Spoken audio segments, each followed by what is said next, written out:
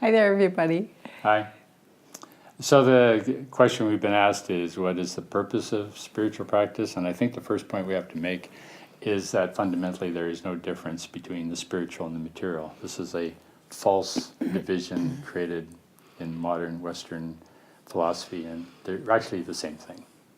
That's right. And in deep retreats or deep spiritual work, we experience that ourselves. We know that to be true because we feel it in every cell in our body. Great feeling. Yeah. So I think a better question is what is human consciousness on about? What is human consciousness capable of? And if you focus on that question, then you can either take it internally, what the human conscious can do inside, which is the Asian Eastern approach, or what consciousness is capable of doing in the world externally, which has been the Western approach. We've already seen what human consciousness is capable of in terms of, the electric car. Going into space.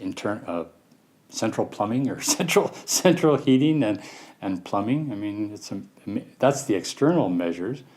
The internal measurements are like states of bliss and clarity and altered states of consciousness that don't get as much credence, that show us visions of the universe that are much bigger than our human little story. So this fascination with fixing the world and fixing oneself, which has been a Western root based in Platonic idealism, is kind of a mistake in a way. I mean, it's a good thing to do, to get smarter, brighter, better. That's nice. That's good. Fix the world. That's good. One of the objectives of the spiritual life is definitely to benefit all beings. Definitely. That's important. Heal the planet, heal the environment. These are all good things to do. But fundamentally, the human consciousness is an incredibly powerful tool to explore the universe, and that's its real purpose. And so spiritual practice is designed to help us learn how to do that and benefit all beings as we go. Right.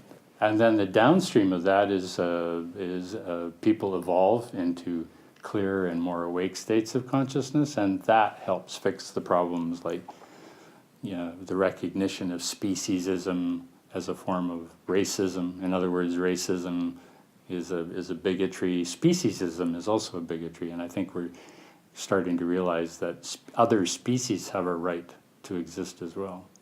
Absolutely. So we don't really need to use spiritual practice to fix the problems that we have, to reduce our anxiety or to alleviate our depression. Those are natural things that will happen as we develop our spiritual practice. Yeah. So we want to get the horse in front of the cart, develop our spiritual practice, and then the cart, the depression alleviation, the anxiety alleviation will naturally follow. Absolutely. And by saying develop our spiritual practice, it's not a job. This is not like you got to go, it's not a job. This is what kids do naturally, they play.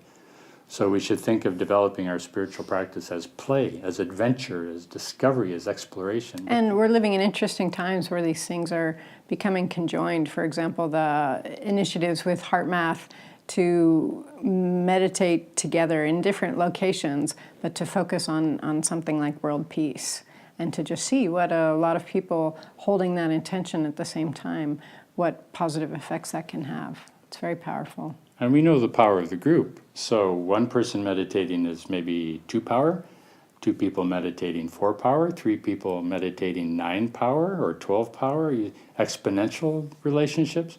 So you start having 10 or 15 people meditating together on a common theme, and your energy power source is like going exponential, like 100,000 volts rather than 120.